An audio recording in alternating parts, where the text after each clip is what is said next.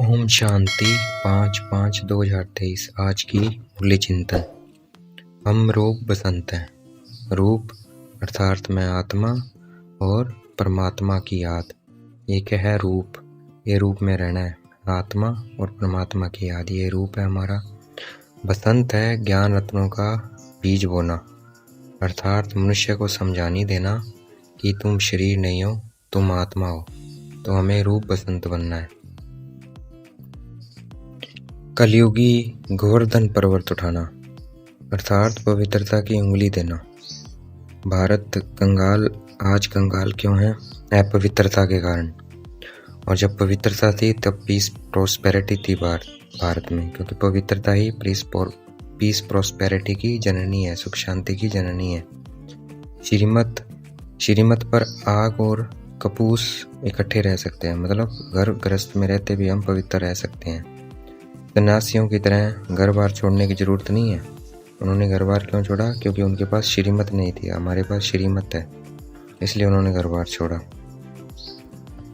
परमात्मा आकर ज्ञान का कलश माताओं पर रखते हैं, तो इसलिए वह हो गई भारत को स्वर्ग बनाने वाली। इसलिए माताएं क्या है? भारत को स्वर्ग बनाती है। परमात्मा आकर पति, माता पिता, गुरु इस वक्त बनते हैं, तो इसलिए पतियों के लिए कहा है कि वह ईश्वर भी है, गुरु भी है। लेकिन वह इस वक्त की बात है कि परमात्मा आकर पति बनते हैं, अर्थात आत्माओं के साजन बनते हैं। शास्त्रों में जो दिखाया है अमरनाथ की अमर कथा, वो ये पढ़ाई है, ये ईश्वर पढ़ाई है, जिसको अमरनाथ की अमर कथा कहते हैं। पाप आत्मा पुण्य आत्मा कहा जाता है। पाप आत्मा पाप परमात्मा नहीं कहा जाता है। इसलिए इससे सिद्ध होता है कि परमात्मा सर्वव्यापी नहीं है। दुनिया में 7 वंडर ऑफ द वर्ड्स हैं, लेकिन सबसे बड़ा वंडर ऑफ द वर्ड है जो परमात्मा स्थापन करते हैं, जिसे स्वर्ग, हेवन, बहिश्त, बैकुंठ कहते हैं। वो सबसे बड़ा वंडर ऑफ द वर्ड है। अगर कोई मरता है तो हमें रोने की जरूरत नहीं है, दरकार नहीं है। सदा हमें हर्षित रहना है, खुश मिजाज रहना है। क्यों? क्योंकि सब मरे पड़े हैं और उनका चिंतन नहीं करना है। अगर कोई मरे तो हमें ज्ञान हलवा खाना है, ज्ञान का हलवा खाना है। मरने के बाद जो क्रियाक्रम आदि होते हैं वह सतयुग में नहीं होते हैं। ये सब भक्ति के रिवाज है, रस्म रिवाज है। हमें ना इविल बोलना है, talk no evil, see no evil, no evil देखना है, ना सुनना है। इसलिए नहीं बोलना है, देखना है, सुनना है, क्योंकि इस वक्त मनुष्य बंदर से भी बदतर बन गए हैं। इसलिए हमें ना कुछ बोलना है गलत, ना कुछ सुनना है, ना कुछ देखना है। ऋषि मुनियों को त्रिकालदर्शी नहीं कहेंगे, ना लक्ष्मी नारायण को, अर्थात देवी देवताओं को भी त्रिकालदर्शी नहीं कहेंगे।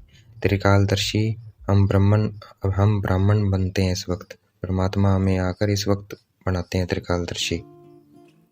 परमात्मा आकर इस संगम पर राजयोग सिखाते हैं। सतयुग में राजयोग की जरूरत नहीं है, क्योंकि वहाँ दरकार ही नहीं है राजयोग की, क्योंकि वहाँ सुख शांति है पहले से ही। राजयोग सीखा जाता है जब दुख अशांति हो जाती है।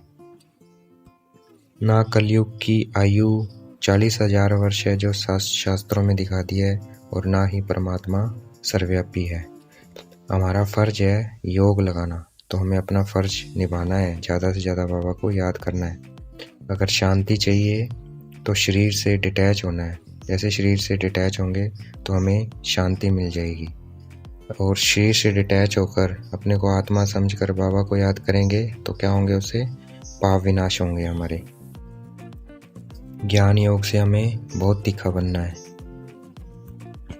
लक्ष्मी नारायण में लक्ष्मी को आगे इसलिए रखा है क्योंकि लक्ष्मी जी ज्ञान में आगे गई।